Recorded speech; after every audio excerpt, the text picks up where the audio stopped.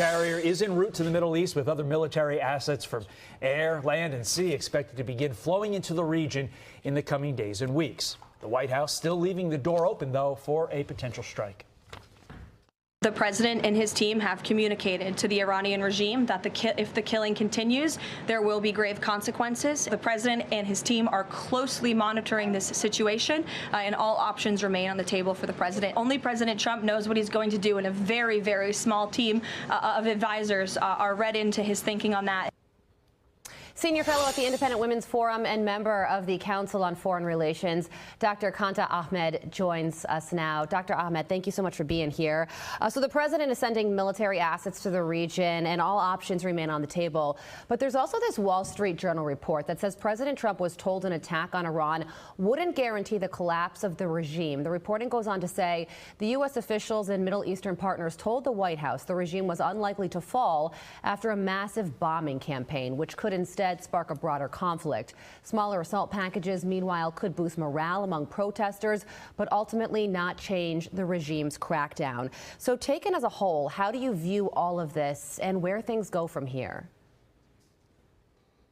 Iran is extremely militarized. The regime is defended by the Iranian Revolutionary Guard, who are loyalists, fanatics, and actually the prime beneficiaries of Iran's corrupt and excavated economy.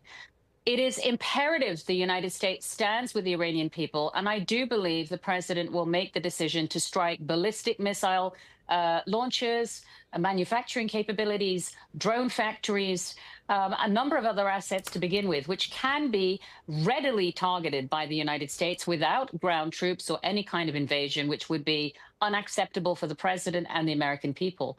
Regimes don't die overnight, but this is a dying regime. And if we fail to stand with the Iranian people who are being targeted by snipers, shot in the face and genitals, murdered in their cars, meanwhile, we have an unknown body count which exceeds 10,000, some say 12,000 already killed, then we will go down in history as not standing up for the dignity and nobility for almost 100 million Iranians who deserve better. Yeah, and that same Wall Street Journal report says that there is also a belief that President Trump could simply just be stalling for time in order to give military assets enough time to move into place. There was also this other report, Dr. Ahmed, yesterday about a phone call that President Trump had with Prime Minister Benjamin Netanyahu.